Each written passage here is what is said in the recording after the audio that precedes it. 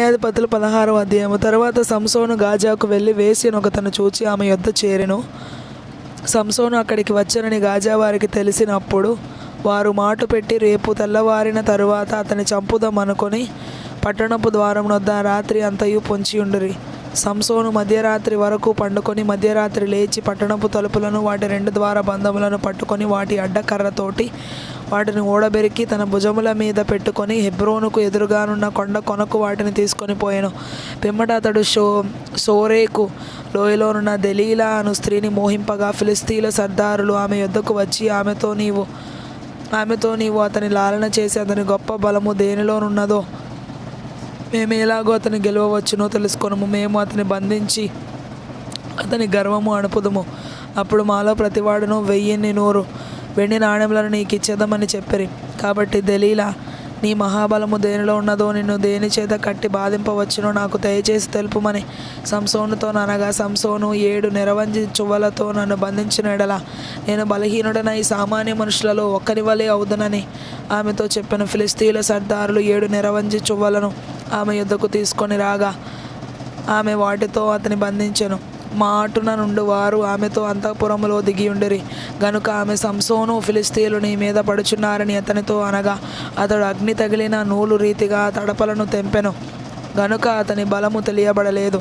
అప్పుడు దెలీలా, ఇదిగో నీవు నన్ను ఎగతాళి చేసి నాతో అబద్ధమాడితివి. నిన్ను దేని చేత బంధింపవచ్చునో దయచేసి నాకు తెలుపుమని సంసోనుతో చెప్పగా అతడు పేనిన తరువాత పనికి పెట్టని క్రొత్త తాళ్లతో నన్ను బాగుగా బంధించిన ఎడల నేను బలహీనుడనై సామాన్య మనుషులలో ఒకని వలె అవుదునని ఆమెతో చెప్పెను. అంతటా దెలీలా పేనబడిన క్రొత్త తాళ్లను తీసుకొని వాటితో బంధించి, సంసోను, ఫిలిష్తీయులు నీ మీద పడుచున్నారని అతనితో అనెను. అప్పుడు మాటున నుండి వారు అంతఃపురంలో నుండిరి.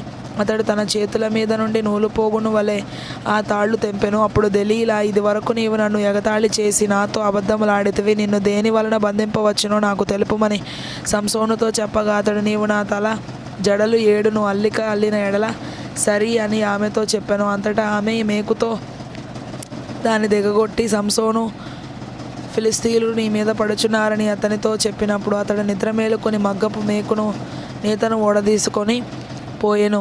అప్పుడు ఆమె, నా యందు నీకు ఇష్టము లేనప్పుడు నేను నిన్ను ప్రేమించుచున్నానని నీవెందుకు చెప్పుచున్నావు? ఇది వరకు నీవు ముమ్మారు నన్ను ఎగతాళి చేసి నీ గొప్ప బలము దేనిలో ఉన్నదో నాకు తెలిపకపోతివని అతనితో అనెను.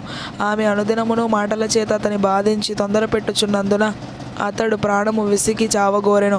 అప్పుడు అతడు తన అభిప్రాయం అంతయు ఆమెకు తెలియజేసి, నేను నా తల్లి గర్భము నుండి పుట్టినది మొదలుకొని దేవునికి నాజీరు చేయబడిన వాడనై ఉన్నాను. నా తల మీదికి మంగళ కత్తి రాలేదు. నాకు క్షౌరము చేసిన ఎడల నా బలము నాలో నుండి తొలగిపోయి ఇతర మనుషుల వలె అవుదునని ఆమెతో అనెను. అతడు తన అభిప్రాయమును తనకు తెలిపెనని దెలీలా ఎరిగి ఆమె వర్తమానము పంపి ఫిలిష్తీయుల సర్దారులను పిలిపించి, ఈసారికి రండి, ఇతడు తన అభిప్రాయం అంతయు నాకు తెలిపెనెను.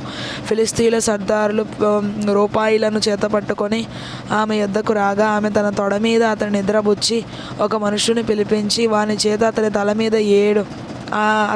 మీద 7 జడలను క్షౌరము చేయించి అతని బాధించుటకు మొదలుపెట్టెను. అప్పుడు అతనిలో నుండి బలము తొలగిపోయెను. ఆమె, సంసోను, ఫిలిష్తీయులు నీ మీద పడుచున్నారనగా అతడు నిద్ర మేలుకొని ఎప్పటి అట్లు నేను బయలుదేరి విడజిమ్ముకొందును అనుకొనెను. అయితే యెహోవా తనను ఎడబాసెనని అతనికి తెలియలేదు. అప్పుడు ఫిలిష్తీయులు అతని పట్టుకొని అతని కనులను ఊడదీసి గాజాకు అతని తీసుకొని వచ్చి ఇత్తడి సంకెళ్ల చేత అతని బంధించిరి. అతడు బందీగృహంలో తిరగలి విసరువాడాయెను.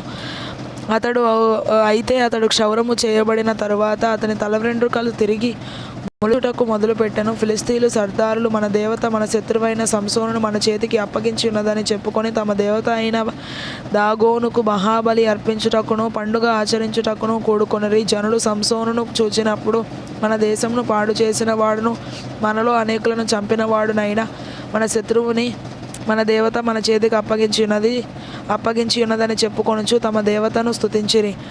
వారి హృదయములు సంతోషముతో నిండి ఉండగా వారు మనము పరిహాసము చేయుటకు సంసోనును పిలిపించుదాము రండని సంసోనును బందీగృహము నుండి పిలువనంపిరి. వారు అతని చూచి గుడి స్తంభముల మధ్యను అతని నిలవబెట్టి పరిహాసము చేయగా సంసోను తన చేతిని పట్టుకొనిన బండుతో ఇట్లనెను, నీ గుడికి ఆధారముగానున్న స్తంభములను నన్ను తడవనిచ్చి విడువుము, నేను వాటి మీద ఆనుకొందును. నీ గుడి ఆ గుడి స్త్రీ పురుషులతో నిండి ఉండెను. ఫిలిష్తీయుల సర్దారులందరూ అక్కడ నుండిరి. వారు సంసోనును ఎగతాళి చేయగా గుడి కప్పు మీద స్త్రీ పురుషులు రమారమి 3,000 మంది చూచుచుండిరి. అప్పుడు సంసోను యెహోవా ప్రభువా, దయచేసి నన్ను జ్ఞాపకము చేసుకొనుము. దేవా, దయచేసి ఈసారి మాత్రమే నన్ను బలపరచుము.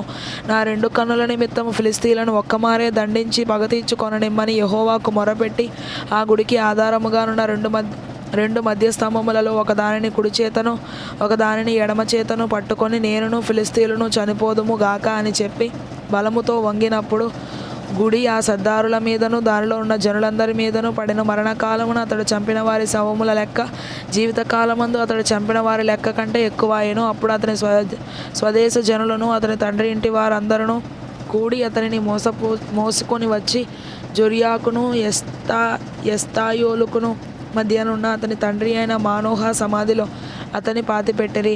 అతడు 20 సంవత్సరములు ఇశ్రాయేలీలకు అధిపతిగా నుండెను.